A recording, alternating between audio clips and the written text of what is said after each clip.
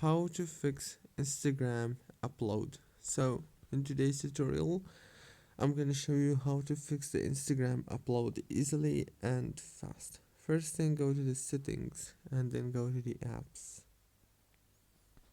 When you open the apps on this page, you're gonna find all the apps that you have in your phone. Scroll until you find Instagram, and here all what you want to do is make sure to go to the permissions and make sure that all the permissions are enabled. Go back and then click on this for stop here. As you can see, just click on it, it's gonna be stopping the app.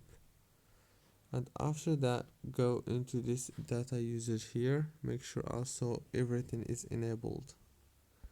Go back to the settings, go to the wireless and networks, enable the airplane mode for 11 seconds, and after that disable it and restart your phone. Don't forget to like and subscribe.